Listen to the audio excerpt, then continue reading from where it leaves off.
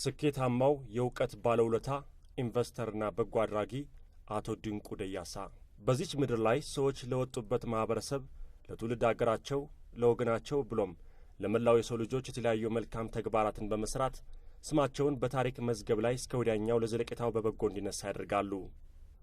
በጦር ሜዳ ጀብድ፣ በእውቀት፣ በንግድ፣ በኢንቨስትመንት፣ በኪነ ጥበብ፣ በስፖርት፣ በልግስናና በምግባረ ሰናይ የበጎ አድራጎት ተግባራት እንዲሁም በሌሎች ዘርፈ ብዙ መስኮች ለብዙሃኑ የማይቻላቸውን ታላቅ ስኬት በማስመዝገብ ስማቸው በታሪክ መዝገብ ላይ በደማቁ ተጽፎ መጪው ዘመንና ተከታታይ ትውልዶች እንዲያወድሰውና በአድናቆት እንዲዘክረው ያስገድዳሉ።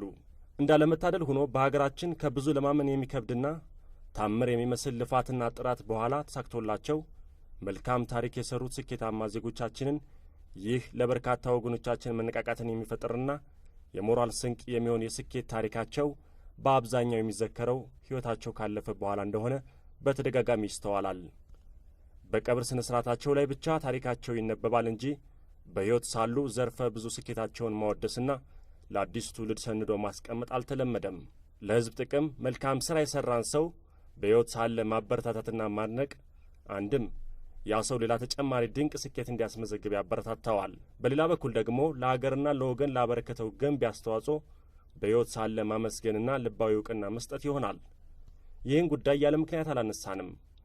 ላለፉት በርካታ ዓመታት ለሀገርና ለሕዝብ ጥቅም ባበረከቱት ዘርፈ ብዙ አስተዋጽኦ ተከታታይ ታላቅ መልከ ብዙ ስኬት የተቀዳጁ አገር ወዳድ ስኬታማ ኢንተርፕረነር ታሪክ በርካታ ኢትዮጵያውያንን ለስኬት የሚያነቃቃና ስለሚያስተምር በሕይወት ሳሉ በቅንጭቡ ለማውሳትና ለመዘከር ፈልገን ነው።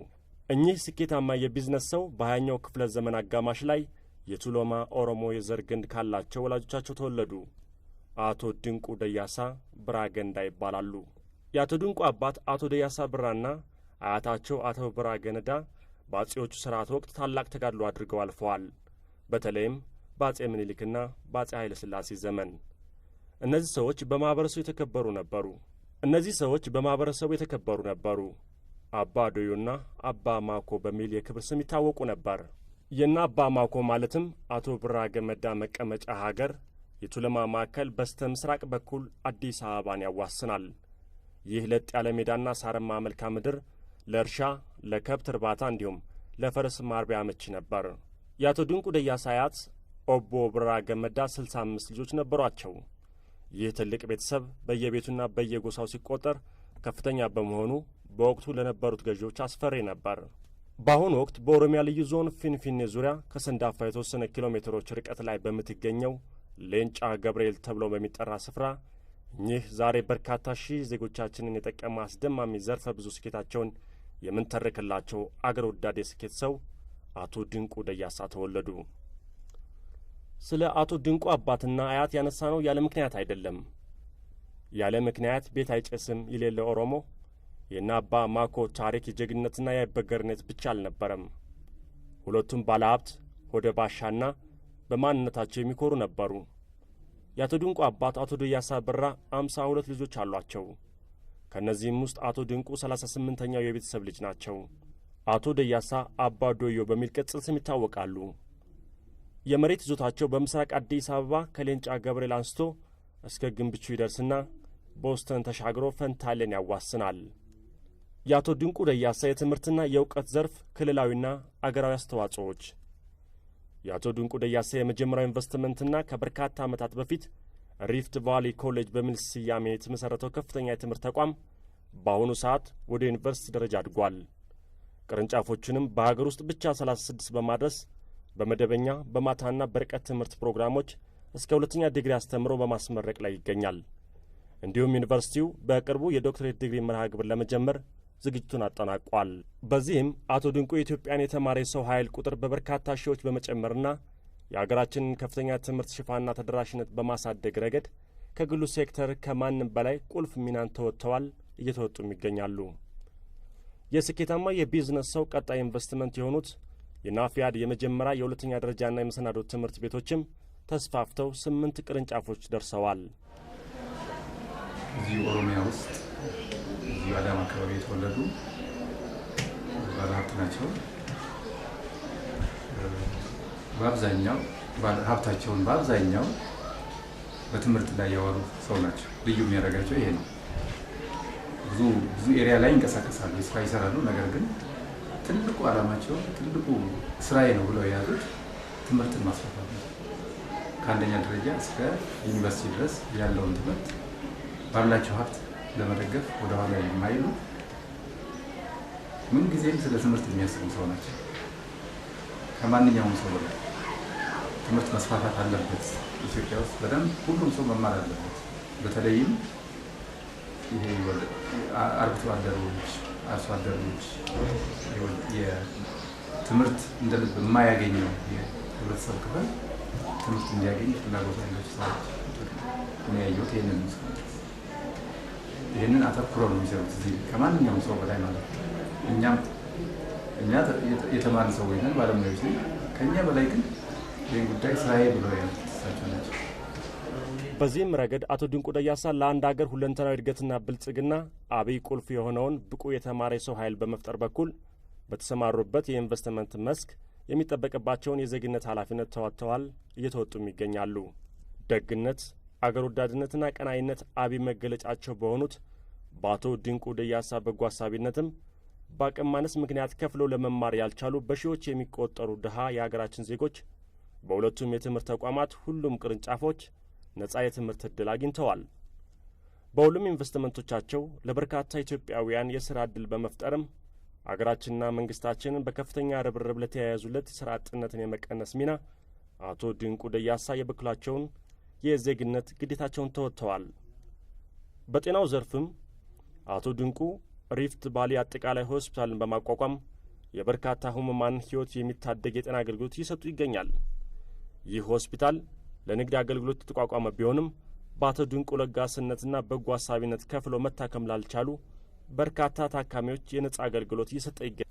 በተለይም ዕድሜ ዘመናቸውን ለኦሮሞ ባህልና ኪነ ጥበብ እድገት ታላቅ ውለታ ያዋሉትና አሁን ላይ በተለያዩ ምክንያቶች ለጤናና ኢኮኖሚ ችግር ለተጋለጡት የኦሮሞ አርቲስቶች ድጋፍ በማድረግ ለጋሱ ባለሀብት አቶ ድንቁ ደያሳ ግንባር ቀደም ተጠቃሽ ናቸው። ከእነዚህም ስመጥር የኦሮሞ አርቲስቶች መካከል አርቲስት ኑሆ ጎበና፣ አርቲስት ሃሎ ዳቄ፣ አርቲስት ለገሳ አብዲ፣ አርቲስት ኢብራሂም አዳዮ፣ አርቲስት ጸጋይ ደንደናና አርቲስት ደበላ ዳሜ እያንዳንዳቸው ከአቶ ድንቁ 100,000 ብር የተለገሳቸው ከመሆኑም በላይ በሆስፒታላቸው የነጻ ሕክምና እንዲያገኙ በማድረግ ስኬታማው ባለሀብት ምንጊዜም የማይረሳ ልግስናን ፈጽመዋል። አቶ ድንቁ በአገሪቷ ልማት ውስጥ ከሚንቀሳቀሱ ባለሀብቶች አንዱ ናቸው። ደግሞ ትምህርት ላይ እንደ አቶ ድንቁ በትምህርት ላይ ገንዘቡን ኢንቨስት ያደረገ ያወጣ ሰው የለም። በትምህርት ላይ ነው ያወጣለው። የሚገኘው ከዛም ከዚህም ብሎ ያገኘውን ገንዘብ ሄዶ ካምፓስ መግዛት ነው። 42 ካምፓስ አሉን ስል ጥቂት ናቸው። ከዛ ውስጥ በክራይ በራሱ ገንብቶ ገዝቶ የሰራ ስለሆነ ትልቅ ስራ የሰራ ሰው ነው። ስለዚህ በጣም ይገባዋል። በጣም ደስ አለኝ። ይህንን እንደ ወስዳችሁ እንደ አቅጣጫ ይዛችሁ ይህንን ለማድረግ በመዘጋጀታችሁ በጣም ደስ ብሎኛል እና በጣም ይገባዋል።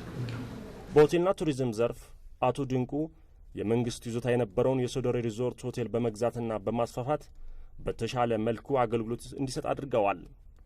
በዚህ ኢንቨስትመንታቸውም የግሉን ሴክተር በመወከል መንግስት በሁለተኛው እድገትና ትራንስፎርሜሽን እቅድ በባህልና ቱሪዝሙ ዘርፍ ሊያስመዘግብ ያቀደውን ውጤት ለማሳካት የበኩላቸውን ሚና እየተወጡ ይገኛሉ። በሚዲያው ዘርፍም አቶ ድንቁ ደያሳ ከተወሰኑ የኦሮሞ ጋዜጠኞች ጋር በመሆን ኦቢኤስ የሳተላይት ቴሌቪዥን በማቋቋም የኦሮሞ ታሪክ፣ ባህል፣ ቋንቋና ኪነ ጥበብ እንዲያድግና እንዲስፋፋ በማድረግ ከፍተኛ አስተዋጽኦ እያበረከቱ ነው። አቶ ድንቁ በትምህርት፣ በጤና፣ በሆቴልና ቱሪዝም እንዲሁም በሚዲያ ዘርፍ ተሰማርተው መልቲ ሚሊዮነር ለመሆን የበቁ ድንቅ ኢንተርፕሪነር፣ ኢንቨስተርና የስኬት ተምሳሌት ናቸው። የአንጋፋው ባለሀብት አቶ ድንቁ ደያሳ የኢንቨስትመንት ዘርፎች መሠረታዊና ለሰፊው የአገራችን የማህበረሰብ አባላት ዘላቂ አገልግሎቶችን በመስጠት ላይ ያተኮሩ ናቸው። ይህ በራሱ የስኬታማውን ባለሀብት ከልብ የመነጨ የአገር ፍቅር ስሜትና ለሕዝብ ዘላቂ ጥቅም ያላቸውን ተቆርቋሪነትና ወገናዊነት ያሳያል።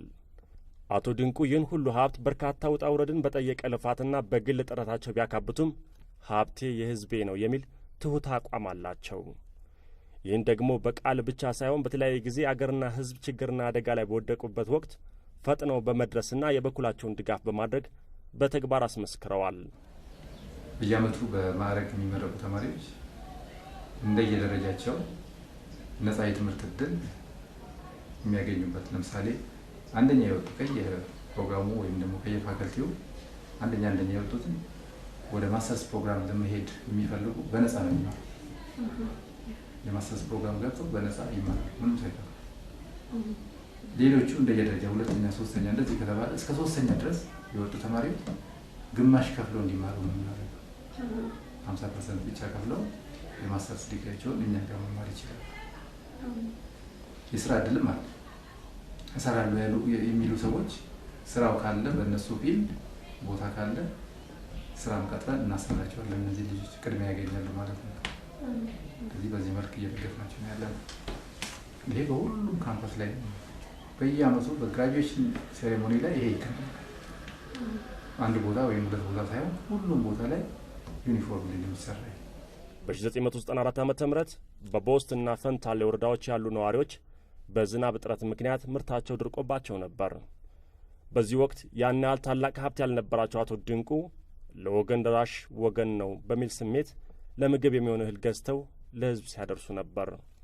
በ2008 ዓ.ም በተመሳሳይ ሁኔታ በዝናብ እጥረት ምክንያት በሀገሪቱ ቆላማ ወረዳዎች በደረሰው ድርቅ ምክንያት ከ4000 ኩንታል በላይ የምግብ እህል ገዝተው ለፊንፊኔ ቦሰትና የምስራቅና ምዕራብ ሐረርጌ ዞኖች እንዲሁም ለአማራ ክልል መስተዳደር ረድተዋል። ለኦሮሞ ሕዝብ እድገትና ብልጽግና እስከዋለ ድረስ አቶ ድንቁ ያላቸው ሀብት ሁሉ ቢሰጥ ይወዳሉ። ከዚህም የተነሳ የገዳን ስርዓት እየደገፉ ይገኛል። በተለያዩ ቦታዎች በሚቋቋሙ የባህል ተቋማት ግንባታዎች ውስጥ የእሳቸው ተሳትፎና ድጋፍ አለ። ከላይ እንደጠቀስነውም ለኦሮሞ ኪነ ጥበብ እድገት የተቸገሩ አርቲስቶችን በመደገፍ አቶ ድንቁ ግንባር ቀደም ናቸው። ለዚህም ይመስላል ዘፋኞችና ጸሐፊዎቻቸው በጥበባዊ ተሰጥኦአቸው የአቶ ድንቁን ደግነት የሚያወድሱትና የሚያሞግሱት።